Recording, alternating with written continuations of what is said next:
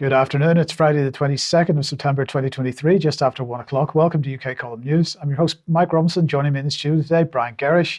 And by video link, we've got Vanessa Beeley from Damascus.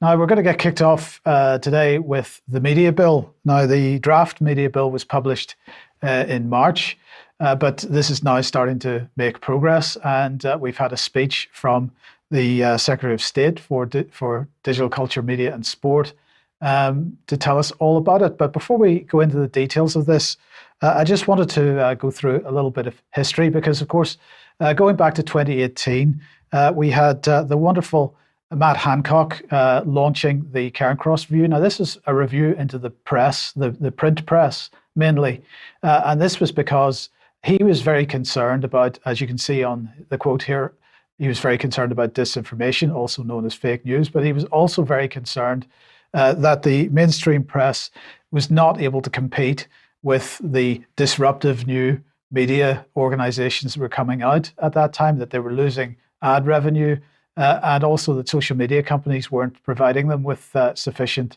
revenue to keep them going. So he was very worried that they were going to actually go out of business. So anyway, we've put him back on screen here for a second. The first area he said that I want to look into is accuracy, and he's talking about disinformation. And then he went on to say if an individual published it online, it would be untouched by media regulation. So he's very concerned that small journalists, not big corporations, in other words, can effectively compete with the mainstream media. And then he went on to say, I tremble at the thought of a media regulated by the state. Now, that he's actually trembling with excitement there, I'm quite certain. That's what he meant by that.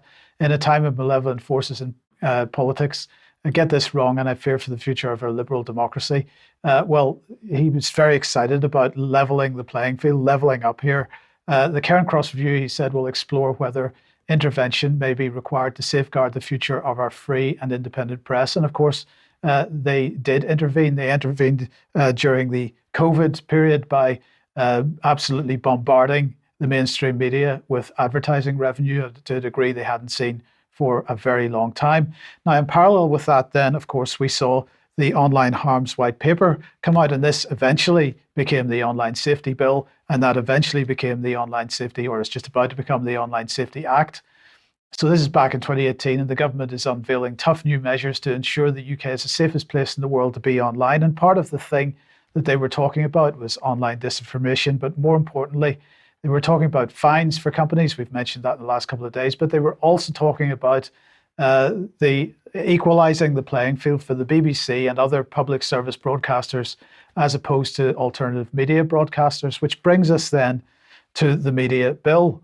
And here it is. In fact, the bill hasn't been formally published yet. There is a draft, but this is the House of Commons library briefing on it. And this is the bit that I want to highlight.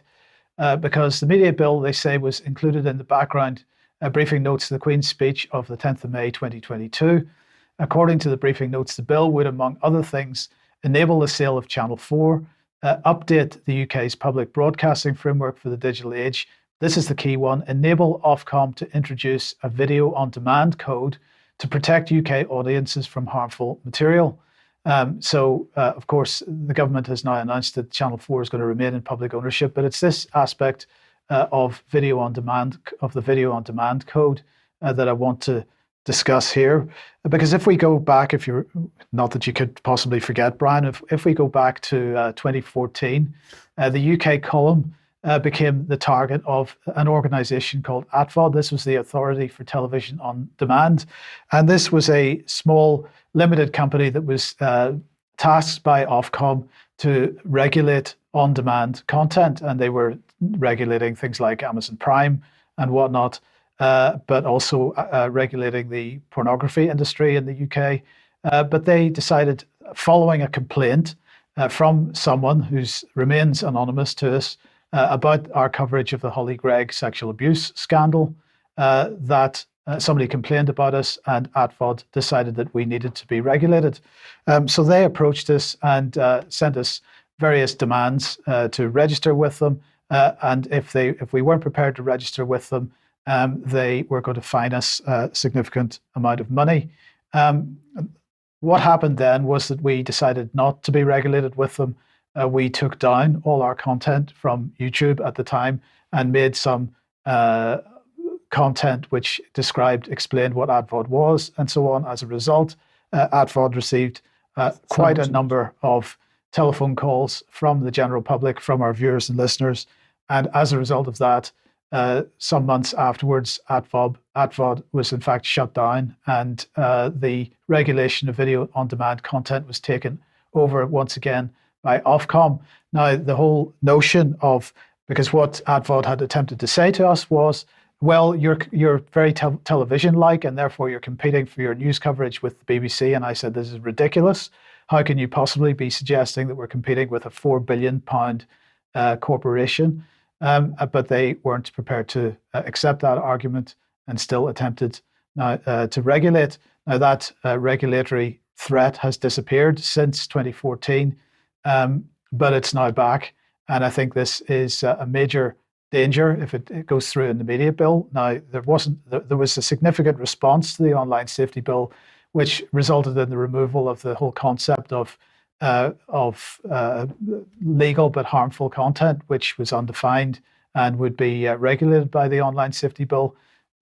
Nonetheless, the online safety bill still has a lot in it which is pretty negative as far as freedom of speech is concerned, and it has passed. I would suggest that people really need to start getting organized around the media bill now and prevent this, because what this is about is leveling the playing field for legacy media, which really shouldn't exist anymore, and keeping them going while dealing with and pushing smaller organizations such as UK Column, but many, many others, under a regulatory burden that they couldn't really sustain.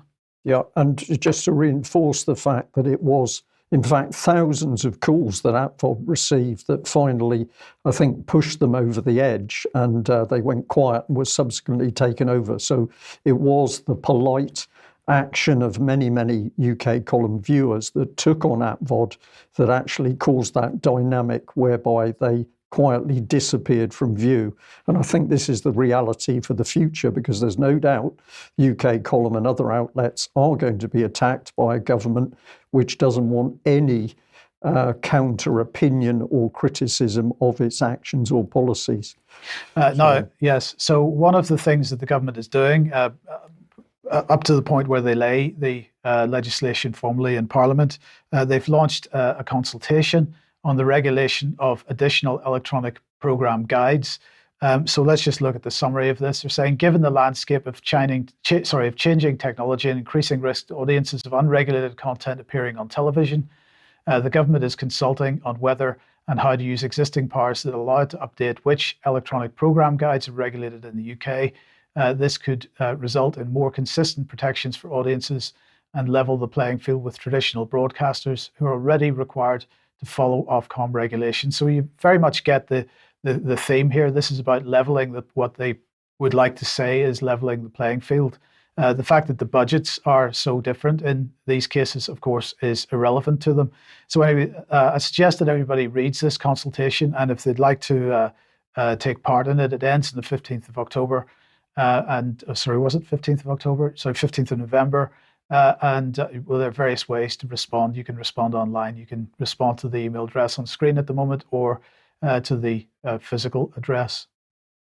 Okay, thank you for that, Mike. Well, that's it's serious times, because many people say to us, what is going to happen in the future? And we've always looked into the future with the knowledge, really, that the regulators are going to come for anybody who dares challenge the government line. And that's what we're absolutely seeing from this.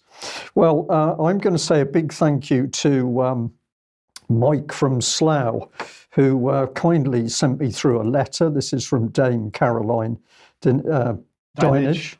And what is this about? Well, she pushed out a letter to the chief executive of Rumble, and it was about Russell Brand. We won't go through the whole thing, but she starts off by saying she's writing concerning the serious allegations regarding Russell Brand in the context of his being a content provider on Rumble with more than 1.4 million followers. So you can see the concern here is to do with the impact that Russell Brand has for those 1.4 million followers. But it goes on to say, However, we're also looking at his use of social media, including on Rumble, where he issued his preemptive response to the accusations made against him by the Sunday Times and Channel 4's dispatches. While we recognise that Rumble is not the creator of the content published by Mr. Brand, we are concerned that he may be able to profit from his content on the platform. So there's no real crime has yet been identified. Maybe that's going to happen. But essentially, in goes the knife. And ultimately, this letter is asking whether he's able to monetize, Russell Brand is able to monetize his content on Rumble. And she's saying that basically we need to know. However, what the Dame didn't do is bother to discuss with the Culture, Media and Sport Committee what she was about to do. And we're now seeing in the reports this morning that she's in trouble for taking action alone. But that demonstrates, I think, her haste to get that knife stuck in as far as she could. So she wrote to Rumble. She also wrote to TikTok. Rumble's response from the chief executive was very firm and said, "You must be joking.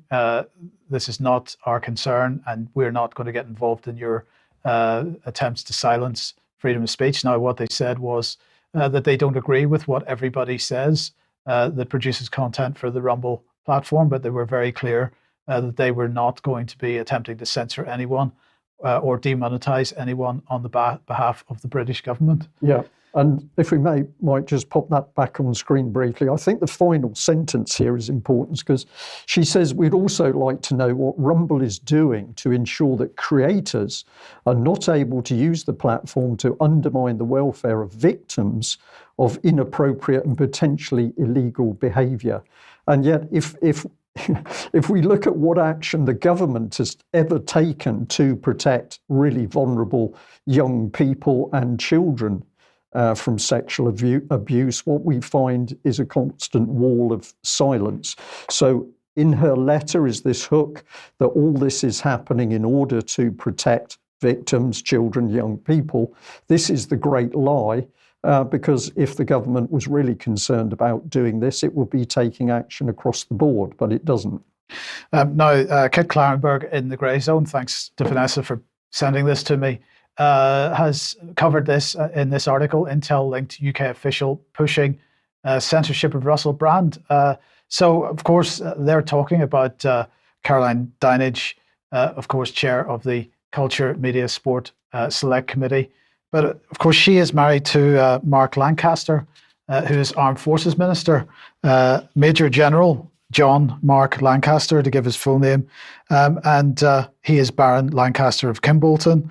And, well, he was at one point Deputy Commander of 77th Brigade. From June 2018 to July 2020, he was Lieutenant Commander at that point. And then he was appointed Chair of the Reserve Forces 2030 review in January 2020. He was then promoted to Brigadier on the 1st of August 2020 and served as Deputy Director Joint Warfare at UK Strategic Command until August 2023. And then on the 26th of June this year, it was announced that he's been appointed as Director of Reserves to the rank of Major General. But the point is, he served for 2 years as Deputy Commander of 77th Brigade. And, well, what is going on here? Was this action taken by her on behalf of him? Well, they're in bed together, it would appear. Yes. But yeah, this is the key question, isn't it, Mike? Because during lockdown, of course, 77 Brigade openly declared it was going to work for the government in order to help close down, disrupt, destroy any social media that was considered to be a challenge to the government's policy.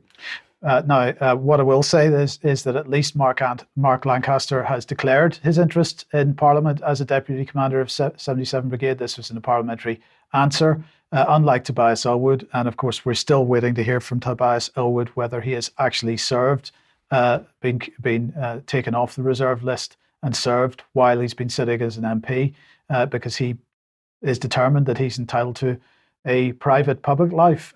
And just add on the end there, notes that Mark Lancaster refers to the fusion doctrine, Yes. So these people know exactly what we're doing, but we've now got the British Army used as a weapon against the British public, anybody who dares challenge the government. That's the reality. Okay, let's welcome Vanessa to the program. And Vanessa, you've been following the UN General Assembly and particularly Mr. Zelensky's appearance. Yes, so the first image is actually taken of the audience when Zelensky was speaking. And funnily enough, since I put this together yesterday, Seymour Hersh has just published a new article in which he describes the half-empty house to listen to Zelensky's speech, which I have to say was very focused on the nuclear threat from Russia. So just take a good look at the number of people in the audience, and then let's have a look at this production by Ukraine TV, which shows Zelensky speaking. So let's roll that, Mike. Не розгортати цю зброю, не розповсюджувати, не допускати погрози нею, не допускати тренування для того, щоб забезпечити ядерне роззброєння. І це хороша стратегія. Але вона не повинна бути єдиною стратегією. I mean, I'm laughing because this just demonstrates the sheer pantomime that is surrounding the propaganda on Ukraine. So basically, because Zelensky was talking to a diminished audience, many people actually left the area when he started speaking. The Ukraine TV channels basically edited the clip to show a much bigger audience to another speaker. But the problem is they forgot to remove Zelensky. So Zelensky at 14 seconds in this clip is actually listening to himself speaking. This was discovered by, I think, Double D Geopolitics on Telegram, but a number of people were sharing it. I just find it absolutely insane. But what I also wanted to look at following the UNGA speech by Zelensky, and bear in mind I said his focus was very much on the alleged threat of nuclear warfare, of course, instigated by Russia, not by the West at all. To look at this article that I discovered on CNN of all places, and as you know, I wouldn't normally be showing a CNN article, but this is interesting for one reason. So the title is Opinion, the Myth of the Wonder Weapon, and it's written by an analyst from Chatham House. If we can move to the next slide. Yeah, so Keir Giles, who works with Russia and Eurasia program of Chatham House, which of course is an international affairs think tank in the UK, I would say heavily connected to intelligence agencies and directly to the government, and influences the government. He is author of Russia's War on Everybody and What It Means for You, and the views expressed in this commentary are his own.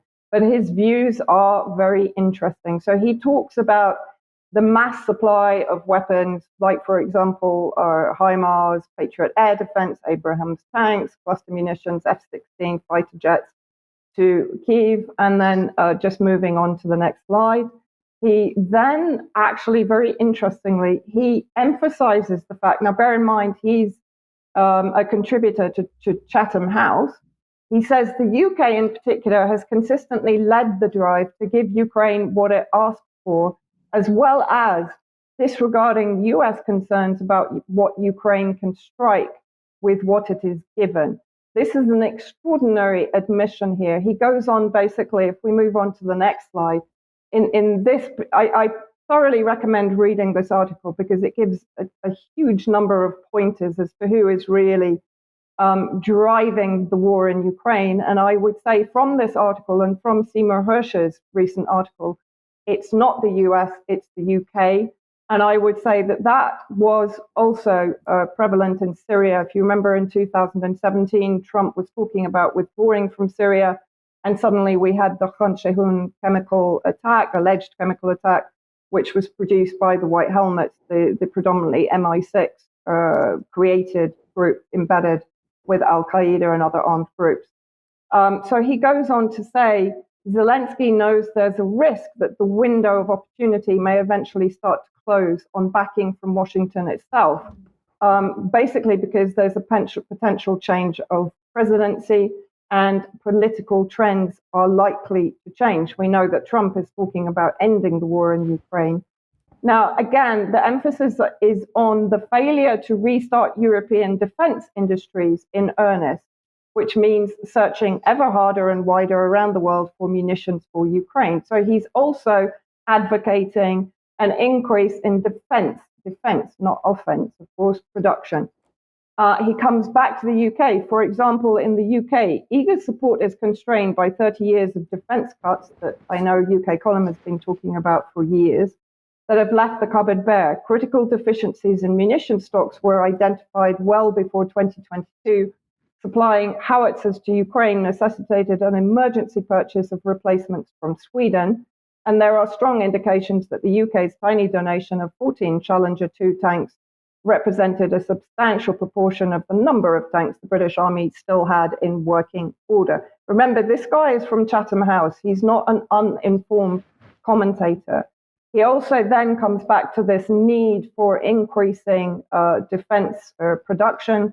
Most Western leaders have done an exceptionally poor job of explaining to their electorates that that means huge reinvestment in defense, and the industry supporting it is vital and overdue. As the US becomes increasingly focused on China, another clue, the defense of Europe will increasingly rely on those frontline states, which of course includes Poland. We've talked about the possibility that Poland will be pushed into the breach that has been left by the death or the death count of Ukrainian soldiers that understand the threat and are willing to take it seriously. Well, I'm not quite sure how seriously right now. Poland is backing off on arms supply. So it's an interesting reflection, I think, of what actually is really going on. And it does appear that the UK is driving this campaign in Ukraine. And of course, a lot of it, Vanessa, is sheer desperation because the Ukrainian counter-offensive has failed. There is no doubt about that, with huge losses. And Ukraine's now at the point where it simply doesn't have the wherewithal to continue the battle. And we wait to see what Russia's going to do. But yeah, the West has given up its defense industry and now it's paying the price, if we believe the traditional argument. Well, let's have a look at what Rishi Sunak is bothered about, and really it's not to do with Ukraine. He's been talking, not least in front of the Sky cameras, about net zero, but his audience, as you'll note, look remarkably woolly. So he's been preaching to the sheep, but it's clear that the flock are not impressed. Let's have a look at the first video clip. I'm here at Writtle College in Essex talking to apprentices who work in our farming sector, and I've been talking to them about the changes that I announced yesterday, ensuring that we're going to deliver net zero but do so in a proportionate, pragmatic way that minimises the impact on working families, all while hitting what are world-leading targets. Now, as I've been talking to them, these changes are particularly important for our rural and farming communities who are facing huge costs and are the backbone of our local economies. Now, I'm going to make the big decisions that are right for the long-term interests of our country, even if those are difficult, because that's how we're going to bring change. That's how we're going to build a better future for our children. Well, there we are. The sheep clearly understood that what he was talking was sheer nonsense. But if we just bring, let me just jump back here. If we just bring up a bit of comment on screen. He said he's committed to delivering net zero. But he's not going to tell people the truth about what net zero really is. He's not going to talk about rewilding the countryside and destroying productive farmland. He's not going to talk about meat and dairy consumption quotas, and he's not going to talk about travel restrictions. He went on to say he's going to make big decisions that are right for the long-term interests of the country, even if these are difficult, because that's how we are going to bring change. That's how we're going to bring a better future for our children. But of course, the reality, he's not actually going to tell the UK public what the change is, because if we look at what's planned with net zero, Agenda 2030 and on, It involves the destruction of national identity, our economy, communities, and our culture. So Rishi wants to keep that very secretive. Let's have a look at a second clip and we'll make a bit of comment on that. So you're delaying deadlines but telling us we can still meet our net zero targets. Something there doesn't seem to quite add up. Now, we've been through the numbers and we're absolutely confident that we are on track to hit all our international and domestic targets, which, by the way, are world leading. And the reason I have confidence in that is because we've over-delivered on all of our carbon budgets to date. Despite everyone saying, oh, you might not hit them, we've over-delivered on them. Plus, we can see that the costs of some of these new technologies are falling far faster than people have predicted. Offshore wind is a great example of that. Costs today 70% less than we predicted in 2016, and the adoption of new technologies is happening far faster than we thought, electric vehicles being another good example. So when you put all of that together, run the numbers as we have, we're confident we're on track to deliver net zero, and we can do it now in a more proportionate and pragmatic way. That's how we're going to bring people with us, maintain consent for it, and minimise costs for working families that could have spiralled into the thousands and thousands of pounds. I don't think that's right. It's very difficult to watch, but I did pay attention to the two sheep in the background that were clearly shaking their heads, and quite rightly so, because, of course, what is he talking about? Sheer nonsense. But let's have a look at some of the things he said there. We're confident we're on track to deliver net zero, and we can do it now in a more proportionate and pragmatic way. That's how we're going to bring people with us, maintain consent for it, and minimise costs for working families. Well, this is incredible, because if we look at the reality, they've never had consent for net zero because it's never been openly debated in Westminster or elsewhere. And of course, the real agenda that Rishi Sunak is simply the puppet for is coming out of the UN, G20, or the World Economic Forum. And these are policies which they daren't put in front of the public in all their glory, because the public would reject it out of hand. So Rishi standing in front of the sheep, simply lying about what is really coming down the pipeline, and he's going to implement because he's been told to do it by his puppet masters. A third clip to ram this one home, because this is going to change everybody's life if we allow it to go through. Experts are doubting those claims.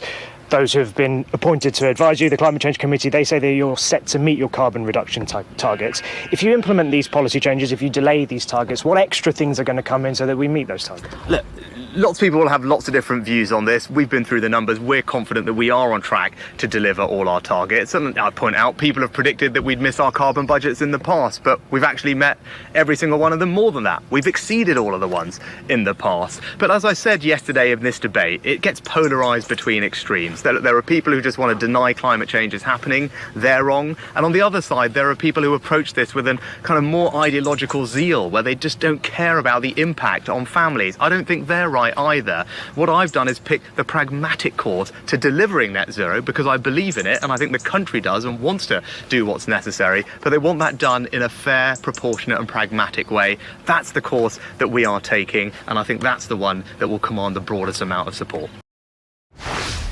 I think I need a visit to A&E, Brian. It's sad, isn't it? But do you notice what he did there? When he was asked at the front of that interview what was actually coming down the pipeline, he ignored the question and he moved on. What did he start talking about? Let's have a look at it again.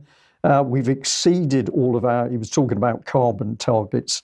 We've exceeded all our targets in the past, but as I said yesterday in this debate, it gets polarised between extremes.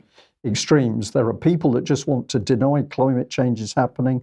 They're wrong. And on the other side, there are people who approach this with a more ideological zeal, who don't care about the impact on families. Now, this is really important language, because what he is doing is psychologically profiling the people who are coming up and criticising what's happening. And why is he doing that? Because, of course, they're already committed to net zero. They've agreed it out of the country at the globalist agenda.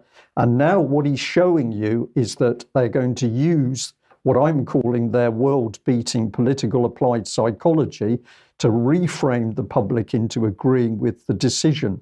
And that's what the Mindspace 2010 policy, Conservative Cabinet Office created it. That's what it was all about. So this man is extremely dangerous because he's bringing in globalist policy, he's deceiving the UK public, and he's prepared to use applied political psychology in order to get us to agree and accept these agendas.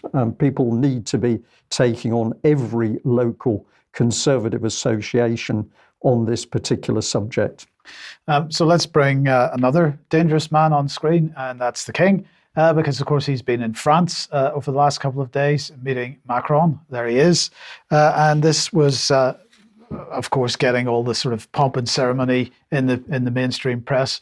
But in the background, what was going on was there was a gathering at the National Museum of Natural History in Paris, where Macron and King Charles heard from various company chief executives and leading organizations about how they are supporting action on tackling climate change and nature loss in emerging and developing economies. So this is an effort to do something about Belt and Road, or at least change the tack of African countries and so on, South American countries.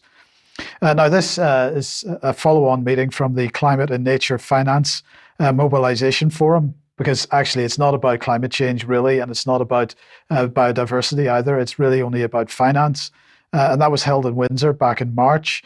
And they say it builds on long-standing collaboration between the UK and France to accelerate action on climate change and protect the natural environment. And so all these financial institutions and philanthropists were announcing a range of new investment platforms and initiatives, because that's really what it is, City of London stuff. And of course, this was part and parcel of the Sustainable Markets Initiative. This is it was Prince Charles, but now King Charles's initiative to bring $9 trillion of support into transitioning to net zero by 2030 or sooner. And so far, they've provided and mobilized over $2.5 trillion, they claim, in capital as part of those commitments since 2020. So, of course, this encapsulates the Terra Carta, and also because, just being earthbound is not sufficient. It also encapsulates Astra Carta to make sure that if we move into space, we do so in a sustainable way and make sure that there's no carbon emissions in space either. I find it's nearly unbelievable, this stuff, Mike. It's real. It's what the King is involved in. He is another one who's clearly in bed with Klaus Schwab and the whole of the net zero policy. Not only is he going to save the planet, he can't save people in this country, but he's going to save the planet. And as you now say, he's going to save space. In fact, I think we need to be saved from the King. Indeed. Now, Macron has been busy, not only meeting King Charles, but a couple of days ago, meeting the other king, Starmer, because of course he's likely to become the next prime minister, isn't he? So they were there discussing climate change and a whole bunch of other things. But of course, Keir Starmer, doing a little international tour, was also meeting Mr. Trudeau in. It's unpleasant. Was this just before the kiss or afterwards? It's hard to say, Right. but this was obviously in Montreal. 43 minutes of one-to-one talks with the French president, and goodness knows how many minutes of one-to-one talks with Trudeau. So he is trying to set himself up as the next king of Britain, I guess. Yeah, so probably if you're a betting type, this is the new prime minister who's just parading himself around the world. We'll see. Yes. Okay, let's move on. If you like what the UK Column does, you would like to support us, please head over to community.ukcolumn.org, become a member, join us, become a member of the community. Your support very much needed and appreciated. Or you could pick something up at the UK Column shop. But in the meantime, do share anything you find on the various platforms, especially ukcolumn.org and ukcolumnextracts.co.uk. Now, this evening, beginning at 6 o'clock, we're having an expose of the HPV vaccine. This is being run by Children's Health Defence Europe, and of course we're streaming it out. It'll also be on chd.tv. Mary Holland and a bunch of other excellent presenters, doctors and others, and also some parents of people that have been affected, who have children that have been affected by the HPV vaccine, giving their evidence this evening. So do come along and watch that if you possibly can. Another reminder of the event taking place in Sweden, Friday, Saturday and Sunday, the 29th, 30th of September and the 1st of October. This 30th of September, part of it is going to be live streamed by Oracle Films, but there are residential tickets available if you want to go to that, if you are in Sweden or can get to Sweden. Some fantastic speakers on that, as you can see on screen, and the details at drsappeal.com if you would like to find out more. Okay, thank you for that, Mike. Well, we've also got this one that was sent through to us by Stuart. It's Safe Schools for Kids, End Indoctrination Now. And this is a gathering to discuss the state of education in Glasgow. And of course, education north of the border has all the problems that we're seeing south of the border, with in particular with the sexualization of the children and the drag queens. Speakers for this event include social workers, child protection officers, health professionals, educators, parents and activists. And that's on the 28th of September at 1:30 p.m, George Square, Glasgow. So as always, if you're reasonably local and can get along, your presence makes a difference. Where does that take us then? Well, yes, a reminder that also on the 30th of September, Matt Campbell and Piers Robinson will be speaking at an event in Camden in London. They will be covering the official story versus the truth of 9/11. So this begins at 1:30 p.m. in Camden Town. We will have the link for this in the show notes under this program. So do get along to that if you can as well. And then I just want to remind everybody that we talked about this on Wednesday, the petition to pause the energy bill. We spoke about this on the news. This, of course, is going to apply pretty stringent requirements for energy standards in private homes, and you won't be allowed to sell your home, for example, if you don't meet the standards, if this goes through. So that had on Wednesday 8,000 signatures. It now has just below the 10,000 signatures requiring a government response. But this really needs to get to 100,000 signatures at the very least. We just add that a lot of people still don't think signing into one of these makes a difference, but in fact it does, particularly when the response from the public is extremely large. So don't just say, well, it doesn't make any difference. If you take action and you sign up and you get many other people to do it, it does increase pressure on the government, and the more pressure, the better. Vanessa, let's go back to Ukraine, and more specifically Poland, because a bit of a scandal, or furore has kicked up over grain from Ukraine. Yes.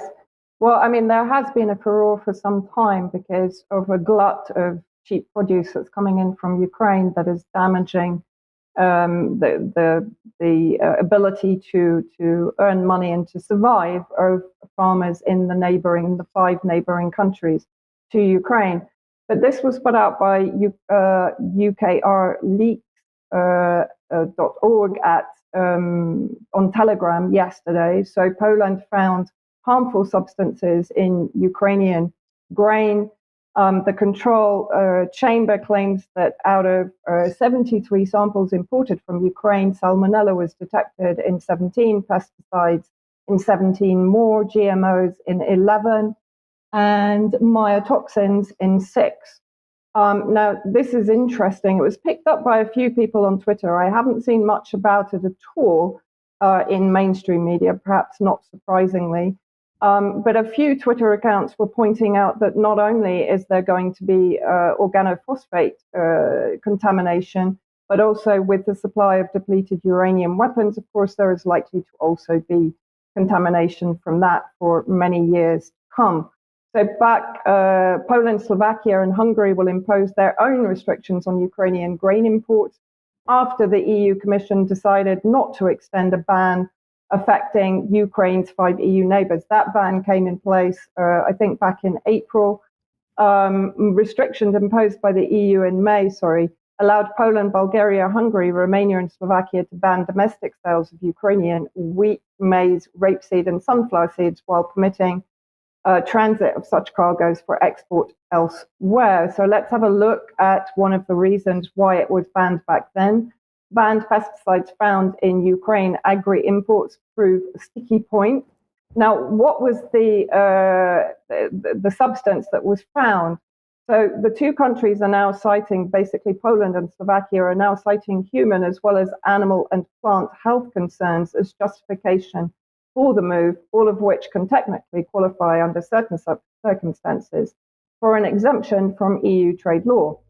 According to reports, 1,500 tons of wheat imported from Ukraine into Slovakia was found to contain chlorpyrifos, which is an organophosphate, a pesticide banned in the EU back in 2020 and also banned in the US now, despite the fact that it was not intended for the EU internal market, but for third countries, which I guess means third world countries. So they obviously don't care what turns up in third world countries. This particular organophosphate attacks the nervous system. It causes headaches, blurred vision, seizures, coma, and death. It's been linked to utero exposure, which leads to autism and attention disorders, brain disorders. And it could be passed through water, air, food, of course. So, clearly there are now no controls inside Ukraine on what is being exported. And as I said, with the weapons that are now being used in Ukraine, this is something that we should all be bearing in mind, that we shouldn't be eating produce from Ukraine. Indeed, and I mean, just to add to that, this has had a massive effect on farming in Poland because, of course, farmers in Poland are having to stick to the EU standards now. But in the meantime, the cheapest possible grain has been imported from Ukraine, and of course, this grain was never intended to be used actually for human consumption, but it is ending up in human food chains, and so But on the other point to make here is just very briefly, Vanessa. The Polish government has had to cave in to public angst about this because, of course, they're coming up to a general election in the not too distant future. That's really because we all know how rabidly anti-Russian they are and how pro-Ukrainian they are. So they have had to move on this because of the public backlash. Yeah, I'd also say, isn't it amazing, though, that this is the situation of agriculture in Ukraine? Because, of course, the West has been boasting that it's been involved in every area of regulation in Ukraine since 2014. And presumably that would have been the safety of agricultural products, but maybe not. Well, let's move on. Sorry, Vanessa.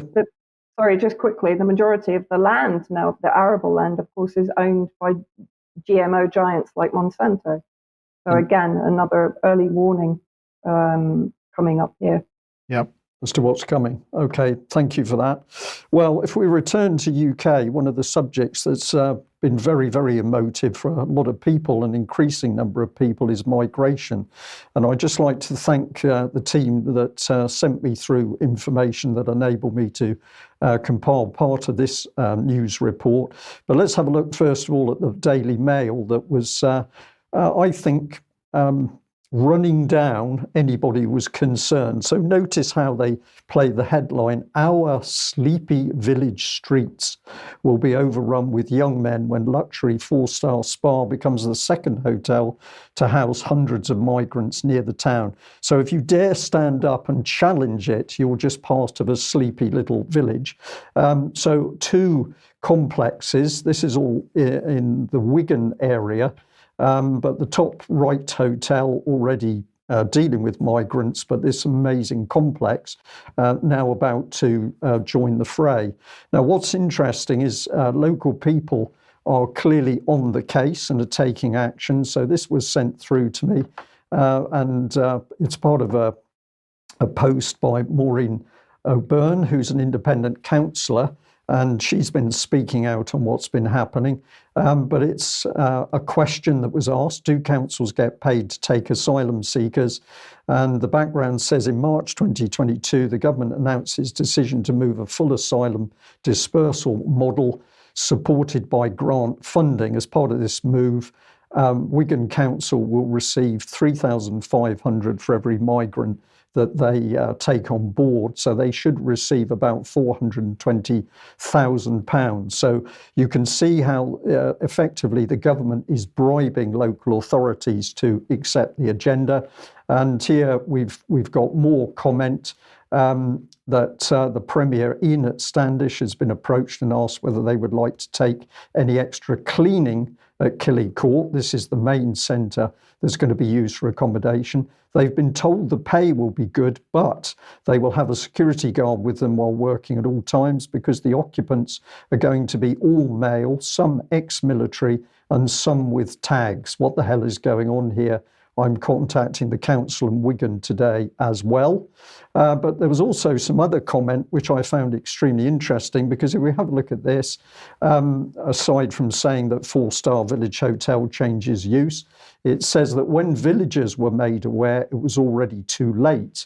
And it also said that councillors, without informing or gaining soundings, sent a letter to the central government actually condemning the change of use. But what we can see is really that central government steamrollers the local authorities and certainly the population as a whole. In the Mail article, this was the final part of the final quote by the Home Office. Note it's anonymous. We don't have anybody taking responsibility for the statement. They said the Home Office has a statutory obligation to provide accommodation for asylum seekers who would otherwise be destitute while we consider their claim. So there's the emotional blackmail. But it goes on, the significant increase in illegal, unnecessary and dangerous channel crossings has put our asylum system under incredible strain and made it necessary to continue to use hotels to accommodate some asylum seekers. But of course, it isn't the number of channel crossings that's actually causing the pressure, it's deeper policy. Finally, they say this is why we will be using alternative accommodation options such as barges, which are more manageable for communities, as our European neighbours are doing. So essentially, the claim from the Home Office is it's nothing to do with us, it's policy and our hands are tied. How big is the problem? Well, surprisingly, the BBC was prepared to admit this, and they were pushing it out through BBC Global a couple of days ago, that migrant hotel costs rise to 8 million a day. If we do some sums on that, I think that works out at 2.92 billion a year. And that's just housing. That doesn't include benefits and other administrative costs as a result of the policies on the migrants. And the BBC article does manage to point at this, which is the Afghan Citizens Resettlement Scheme. And it's said that on the government's website, it says that it's announced further details of that scheme. So I'm putting it here really so that people can go and have a look at this stuff themselves. But it says the scheme will prioritise those who have assisted the UK efforts in Afghanistan and stood up for values such as democracy, which we don't have in UK, women's rights, freedom of speech, which we don't have in UK, and rule of law, which we don't have in UK. And then it says vulnerable people, including women and girls at risk, and members of minority groups at risk, including ethnic and religious minorities, LGBT+. So these people can come and settle, 5,000 in the first year and up to 20,000 in the coming years. So this is nothing to do with boats.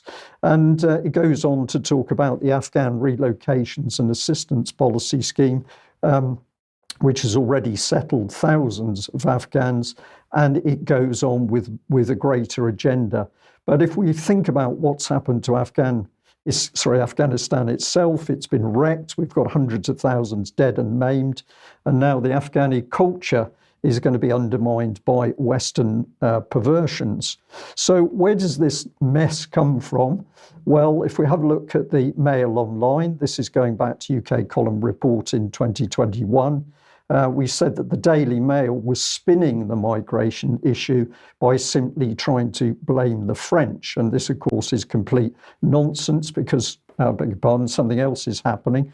If we have a look at a report again from the same day, the 1st of December, the UK column was pointing out that it was the United Nations that was talking about governments adopting a global migration pact to help prevent suffering and chaos, and yet the suffering and chaos is what we have. And this is the reality, that the pact itself is one of the main sources of the migration agenda. And how can we be sure about what's going on here? Well, here is Antonio Guterres, Secretary General of the UN, saying he challenged the myth that developed countries no longer need migrant labour. It is clear that most need migrants across a broad spectrum of vital roles. So we can see who's pushing policy.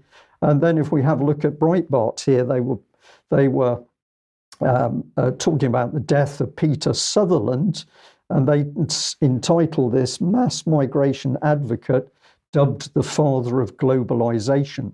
So here's a man who was working with the UN, the European Commission, and Goldman Sachs at one time. But what is his key quote? It's this: the European Union should be doing its best to undermine the sense of national homogeneity in Britain and Europe in order to pave the way for multicultural states.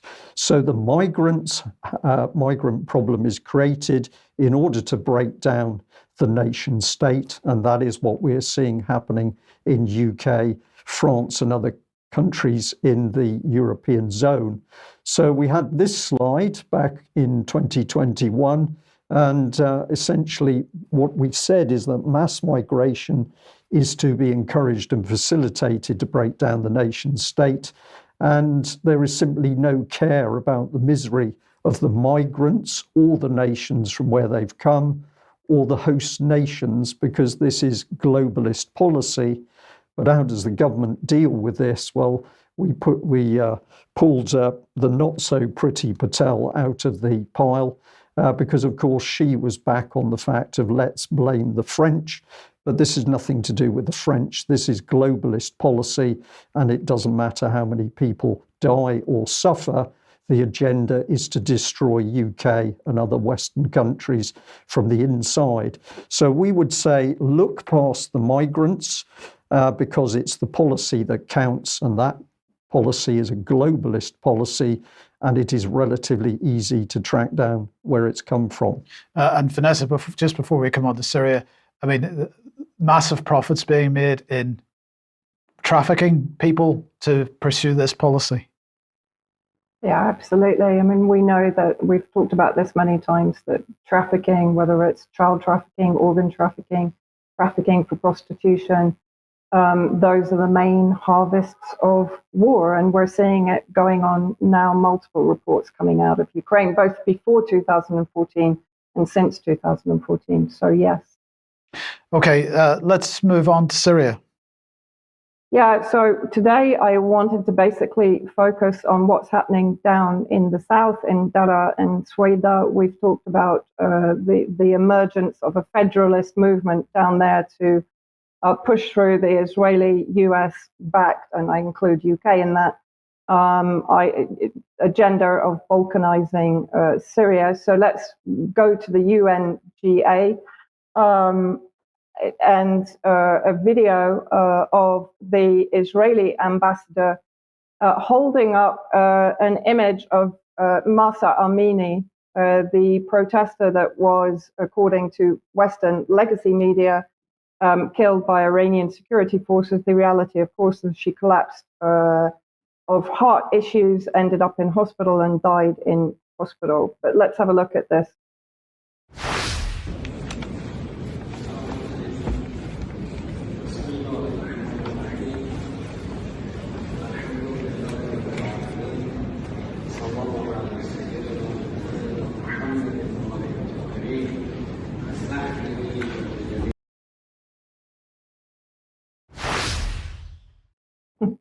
So the ambassador was unceremoniously removed from the UNGA assembly. He of course raised this image during President Raisi's speech, but funnily enough, almost I think it was the same day, protesters in Sweda in southern Syria also started to hold up images of Mahsa Amini.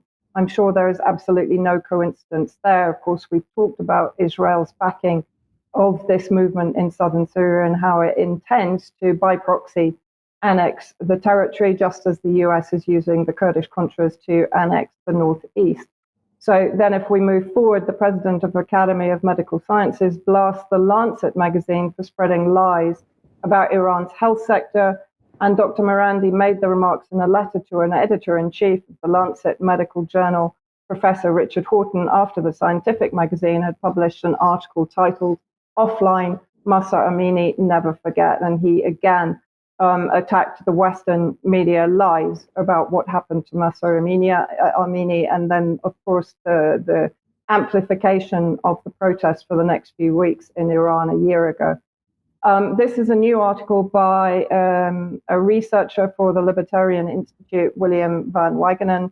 This is at the cradle, an Israeli role in Syria's Suwaida protests. I recommend people read it. It's very detailed.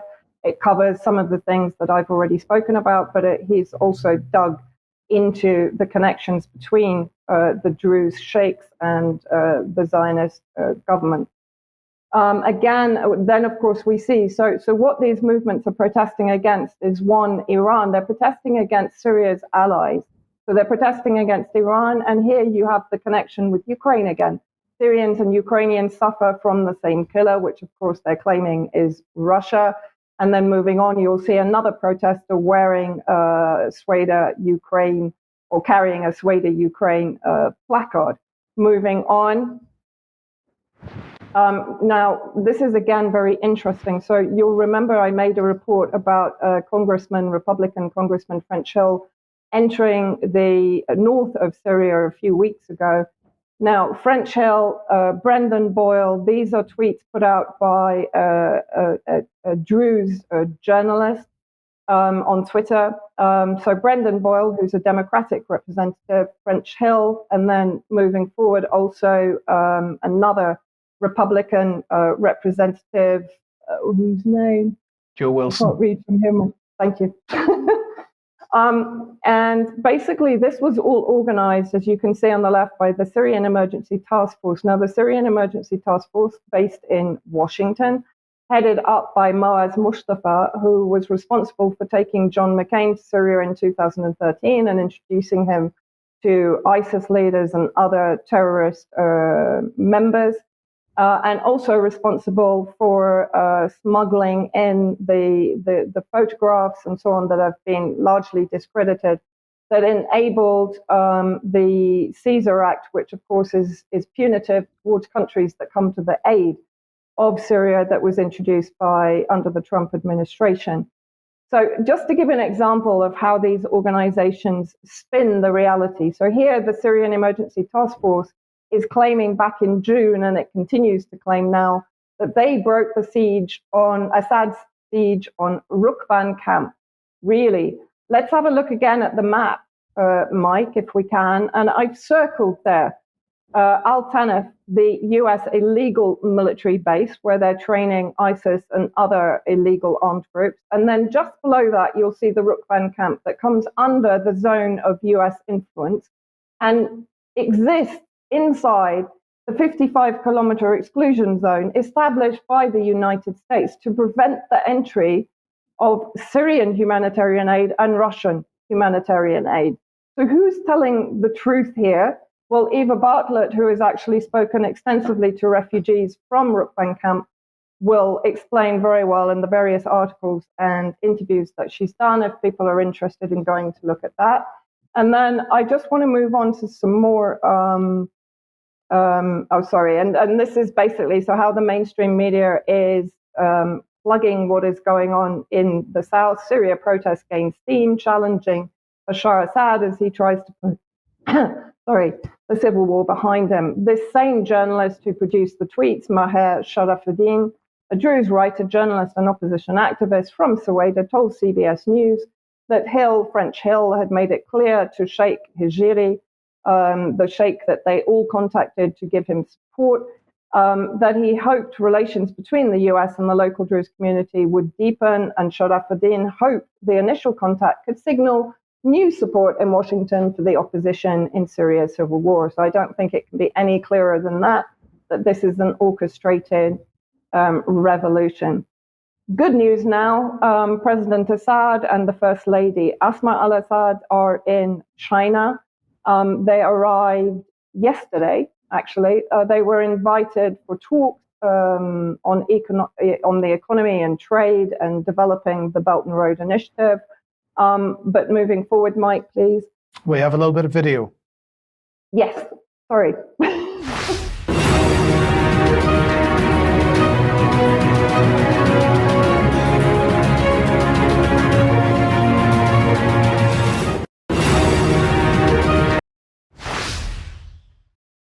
So basically, I mean, this was quite an extraordinary event. It appeared to be very last minute. I'm sure it wasn't, but the news was released quite late. China actually sent the plane to pick up the president and the first lady and to bring them to China, which was, again, quite extraordinary. They were invited to attend also the opening ceremony of the Asian Games. And if we can just move on, Mike. Yeah, sorry, the text has Oh, don't worry. not wrapped properly. Basically, what was discussed here, people can read this at their leisure, but just before I came on, I received what was actually discussed and signed by the two presidents. So an economic cooperation agreement between the two countries and a memorandum of understanding on the common context of a cooperation plan within the framework of the Belt and Road Initiative, which Syria joined in January 2022. Interesting that Chinese President Xi Jinping, said China is ready to develop cooperation with Syria and jointly defend international justice under conditions of instability. Syrian-Chinese relations have existed for 67 years. They announced the establishment of the Syria-Chinese Strategic Partnership, which will be an important turning point in the history of bilateral relations in the face of unstable international situations. And we are keen to continuously make joint efforts to exchange firm support between the two countries and enhance cooperation between them to defend international justice and peace. Strong words here from Jinping. And Assad basically said this visit is important in its timing and circumstances as a multipolar world is being formed today that will restore balance and stability to the world. And it is the duty of all of us to seize this moment for the sake of a bright and promising future. So very positive. They also discussed the rebuilding of the electricity network and oil and gas fields in Syria. And I also wanted to point out the various meetings that are going on. Putin is due in Beijing in the next few weeks. There has been a meeting in Moscow with China. China urges deeper trade relations between China and Russia, despite Western opposition, of course. So very positive news for Syria, I hope. Yeah, brilliant. Thank you very much. Positive news. This is not something we get a lot of, Vanessa, is it? But at the end of the day, if we could deal with the people who want perpetual war in Ukraine and want war, it would seem, in any other country they can achieve it, we would be living in a better world. But thank you for giving us that. We're going to leave it there. Well, we're going to leave it there. I'm just going to encourage people who are subscribers to UK Column to join us for extra time. We're going to give you a little sneak preview of part of the studio coming along. There's the new studio. We feel you might like to see that. And have you got anything to say about? Just a reminder, we're moving this weekend. So Monday is going to be, we're still going to be doing a little bit of work. So we won't have a news on Monday. We will have an interview going out in the 1 p.m. slot on Monday. So the next news will be on Wednesday next week. Yeah, and I'll just add to that from a comment in the chat box today. Yes, Mike will be very busy because he's got the event tonight and the move over the weekend. But we will all do our best for UK Column supporters. See you in a few minutes in Extra. Thanks for joining us. Bye-bye.